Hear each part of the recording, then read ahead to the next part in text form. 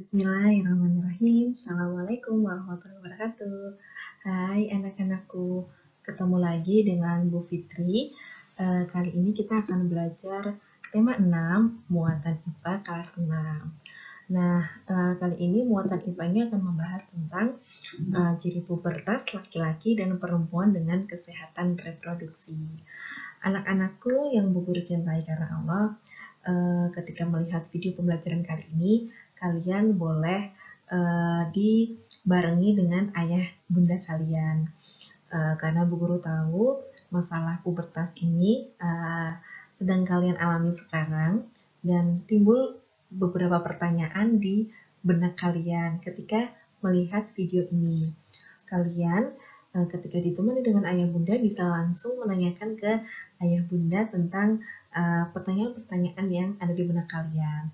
Dan apabila ayah bunda belum bisa menemani dalam melihat video pembelajaran kali ini, kalian bisa langsung wapri ke Bu Fitri ataupun ke Bu Anida sesuai dengan kelasnya masing-masing.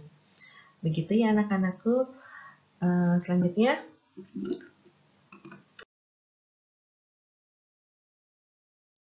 nah anak-anakku di sini ada sebuah gambar ya.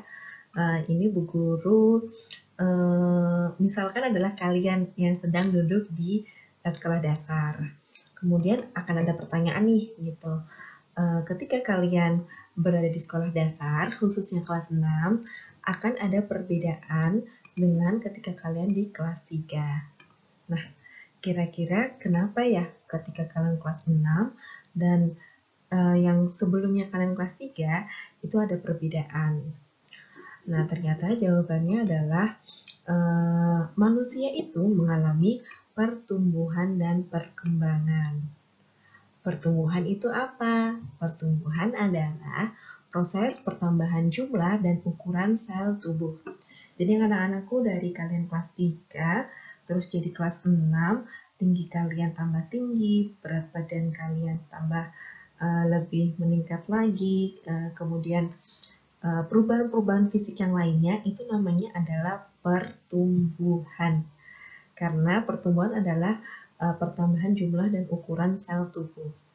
Kemudian ada lagi nih, manusia juga mengalami namanya perkembangan, yaitu pematangan organ-organ tubuh.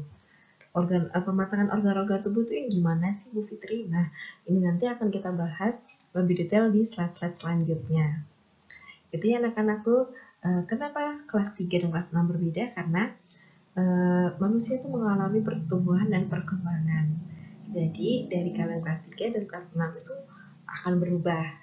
Begitupun nanti dengan ketika kalian di usia 25 tahun, 45 tahun, pasti akan berubah.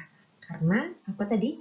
Manusia mengalami pertumbuhan dan perkembangan. Lanjut. Nah, coba perhatikan tahap pertumbuhan dan perkembangan manusia berikut ini. Ini ada gambar ya anak-anakku gitu. Dari pertama disebut dengan bayi, lanjut balita, kemudian ada anak-anak, kemudian ada fase remaja, fase dewasa, dan fase lanjut usia. Anak-anakku, ini pasti sudah hafal ya urutan pertumbuhan dan perkembangan makhluk hidup, manusia. Bu Guru salah mengucapkan makhluk hidup karena pertumbuhan dan perkembangbiakan setiap makhluk hidup itu berbeda-beda. Yang Bu Guru tampilkan di sini adalah pertumbuhan dan perkembangbiakan manusia. Diawali dari bayi dan diakhiri dengan lanjut usia. Nah, kira-kira kalau dari bayi tiba-tiba bisa jadi dewasa enggak? Ya jelas, kalian sudah tahu jawabannya. Enggak bisa gitu. Jadi setiap manusia harus melewati balita, anak-anak, remaja, dewasa. Bu Fitri pun dulu mengalami yang namanya balita, anak-anak, remaja. Nah, Bu Fitri sekarang ini masuknya di dewasa. Kenapa Bu Fitri masuknya dewasa? Kita akan bahas di slide selanjutnya. Kita bahas dari pertama ya, dari bayi. Bayi adalah masa saat manusia setelah dilahirkan. Ketika awal dilahirkan namanya bayi.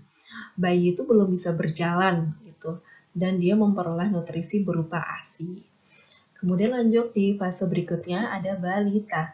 Balita ini sebuah akronim anak-anakku, yaitu sebuah akronim dari bawah 5 tahun. Nah, tadi akronimnya bawah 5 tahun, jadi pengertiannya manusia yang berusia di bawah 5 tahun namanya adalah balita. Balita ini sudah bisa berjalan, melompat, berlari, dan sudah bisa mulai berbicara juga. Lanjut, nah mungkin ini fase kalian mungkin ya, di fase anak-anak kelas 6 ya. Ada beberapa yang sudah memasuki fase anak-anak, tapi kalian tidak boleh berkecil hati ketika masuk golongan anak-anak. Bukan berarti kalian tuh anak kecil yang nggak bisa apa-apa. Bukan, salah. Karena pengertiannya anak-anak adalah sudah mulai mandiri. Jadi kalian tuh sebenarnya sudah luar biasa sekali gitu. Karena anak-anak itu adalah manusia yang sudah mandiri gitu. Dan dapat melakukan pekerjaan yang ringan. Ini pengertian dari anak-anak ya. Jadi jangan berkecil hati ketika kalian memasuki fase anak-anak, karena ternyata anak-anak itu luar biasa loh. Karena dia mulai mandiri. Kita lanjut ke fase berikutnya. Ada remaja. Nah, sebagian dari anak-anakku juga sudah mencapai fase remaja ini. Fase remaja ini adalah peralihan antara usia anak-anak dan dewasa. Nah, pada masa ini akan terjadi yang namanya masa pubertas. Ini yang pasti kalian tunggu-tunggu nih. Fase di pembelajaran kali ini kita akan lebih banyak membahas tentang masa pubertas. Oleh karena itu, Bu Guru minta ketika melihat video pembelajaran kali ini, kalian didampingi dengan orang tua kalian.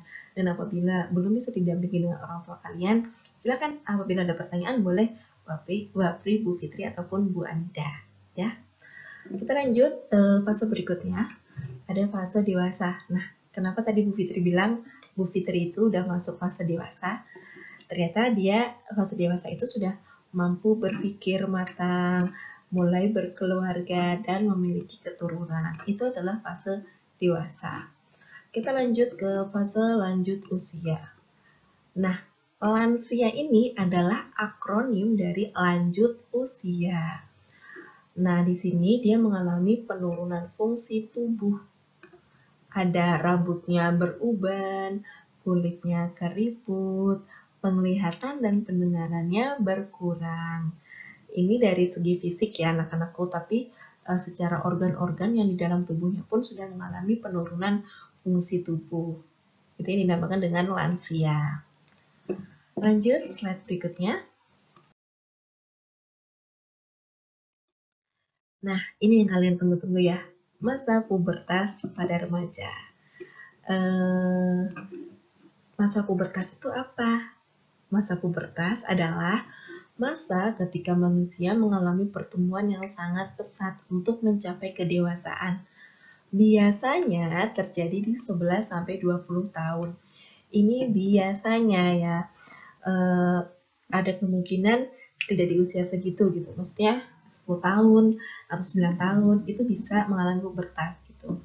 Tergantung hormon yang memengaruhi tubuh seseorang tersebut. Ini biasanya 11-20 tahun. Lanjut, pubertas adalah masa ketika seorang anak mengalami perubahan fisik, pola pikir, dan pematangan fungsi organ reproduksinya. Ada 3 ya, perubahan fisik, pola pikir, pematangan fungsi organ reproduksinya. Jadi, untuk anak-anakku kelas 6 yang merasa sudah pubertas, tapi ternyata pola pikirnya belum berubah menjadi pola pikir yang lebih dewasa lagi, berarti dia belum dikatakan sebagai remaja. Contoh gini, kalian punya adik di rumah, adiknya masih TK. Nah, adik kalian itu setiap sehari-hari tuh main terus, sedangkan kalian setiap hari belajar terus. Akhirnya kalian bilang nih sama ibu kalian, Bu, kenapa sih adik itu main terus? Kenapa harus belajar? Padahal kan kita sama-sama sekolah nih, adik TK dan kamu SD kelas 6. Nah, di sini nih, berarti pola pikir kalian itu belum beranjak ke pola pikir remaja yang harus berpikir lebih jauh lagi gitu. Ya, kenapa adik kalian yang TK itu selalu bermain gitu? Karena memang adik kalian masih kecil nih dibandingkan dengan kalian yang sudah kelas 6 SD yang sudah remaja. Kalian harusnya lebih rajin lagi dalam belajar, rajin lagi dalam beribadah gitu. Jadi jangan pernah iri dengan adik-adik kalian. Kalau kalian masih iri dengan adik kalian, bisa jadi kalian belum masuk ke fase remaja, belum mengalami masa pubertas, gitu. Lanjut berikutnya, perubahan pada ketika pubertas itu perubahannya dipengaruhi oleh hormon, ya anak-anakku.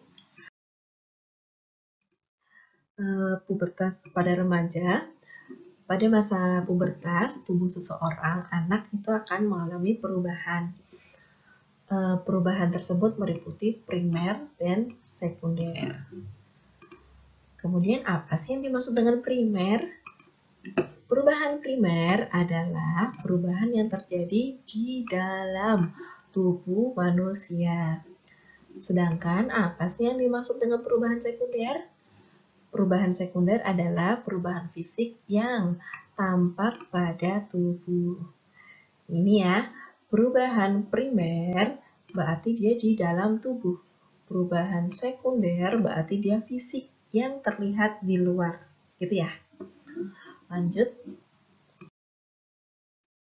Sekarang perubahan fisik pada laki-laki. Sekali lagi Ibu Guru ingatkan, ini adalah sebuah ilmu yang harus kalian terima, yang harus kalian pelajari.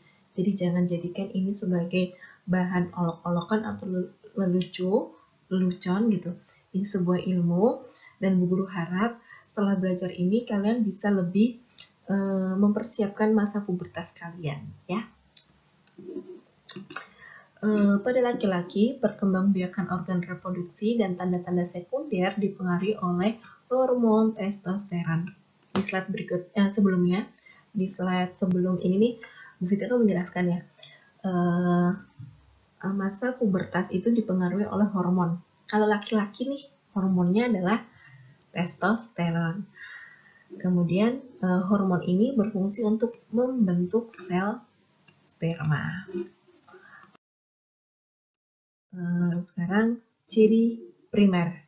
Ciri primer itu apa tadi? Ciri yang ada di dalam tubuh seseorang. Kalau laki-laki ditandai dengan mimpi basah. Mimpi basah ini terjadi karena seseorang itu sudah memproduksi sperma. Lanjut. Ciri sekunder ini apa ya? Ciri sekunder itu tadi adalah yang terlihat di fisik kita. Ya, ada tumbuh rambut halus di ketiak dan sekitar organ reproduksi, suara membesar atau menjadi lebih berat. Nah, kalian bisa lihat nih teman-teman kalian yang suaranya membesar tuh berarti sudah mengalami fase-fase pubertas. Kemudian jakun. Jakun tuh yang di mana ya? Di sini, yang di tenggorokan.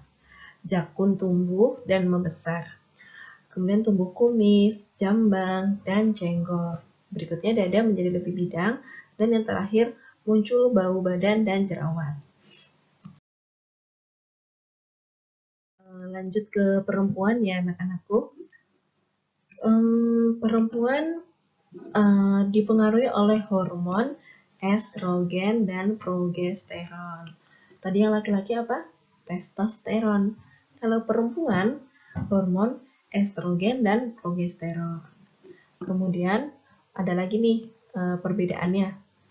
Kalau laki-laki, testosteron untuk menghasilkan sel sperma. Kalau perempuan, estrogen dan progesteron untuk menghasilkan sel telur. Itu ya, perbedaan antara perempuan dan laki-laki. Lanjut ke perubahan primer itu berarti perubahan yang ada di dalam tubuh. Itu ada menstruasi. Menstruasi itu terjadi kenapa nih?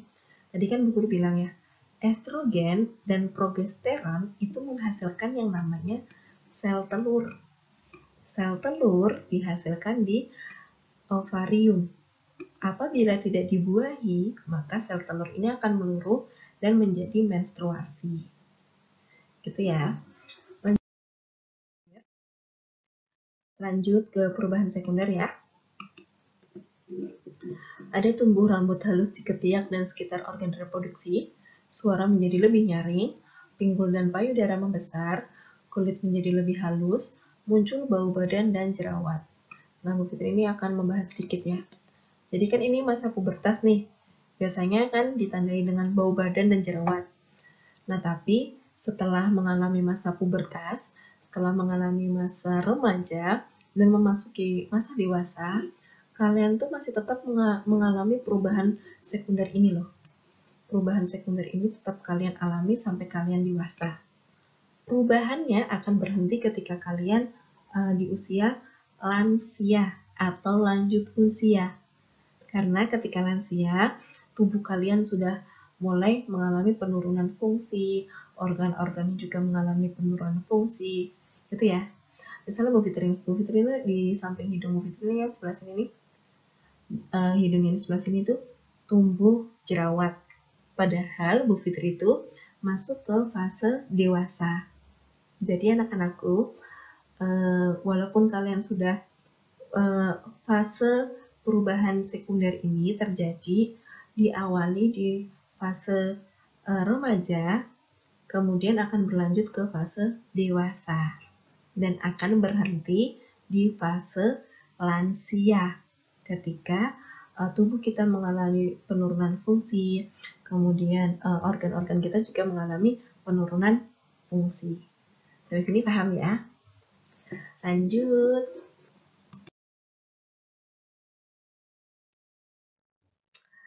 Nah, sekarang persiapan menghadapi masa pubertas. Ini simak baik-baik, ditulis di buku catatan agar kalian itu nanti siap untuk menyambut masa pubertas. Itu ada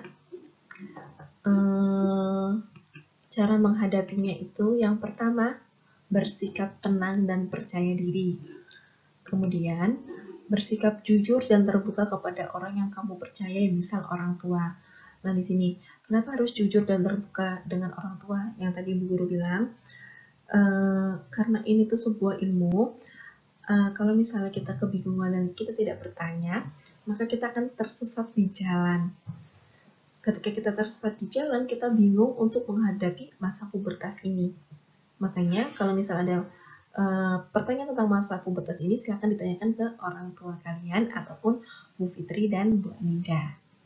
Lanjut, persiapannya yang ketiga, selalu menjaga kebersihan seluruh tubuh dan organ reproduksi. Lanjut, cara menjaga kesehatan remaja pada masa pubertas. Nah, yang pertama adalah mandi dengan air bersih 2 kali sehari. Jadi biar kalian tuh udah remaja nih, sudah mulai berjerawat, sudah mulai mudah bau badan. Jadi kalian harus memelihara nih biar tubuh kalian tuh nggak cepat bau badan ataupun berjerawat gitu ya. Kayak Bu Fitri ini berjerawat karena kemarin Bu Fitri lupa untuk cuci muka. Jadi anak-anakku biasakan untuk cuci muka, selain cuci tangan ya, selain cuci tangan, setelah dari luar rumah kan juga harus cuci muka agar tetap bersih. Jangan lupa juga ini tadi mandi dengan air bersih 2 kali sehari. Lanjut, cara menjaga kesehatan yang berikutnya. Gunakan pakaian yang tidak ketat dan dapat menyerap keringat. Nah, anak-anakku di Islam itu sudah ada peraturannya, sudah ada penjelasannya bahwasannya kita dilarang untuk menggunakan pakaian yang ketat yang membentuk tubuh. Kenapa Islam melarang itu? Pasti ada kebaikannya. Dan ternyata benar, secara IPA itu dibuktikan kalau pakaiannya ketat, dia itu sulit untuk menyerap keringat.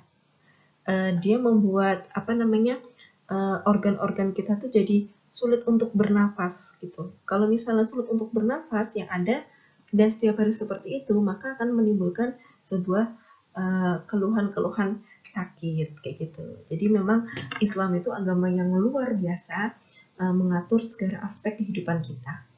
Lanjut, ganti pakaian minimal 2 kali sehari. Nah, ini mandi pagi ganti, mandi sore ganti gitu ya.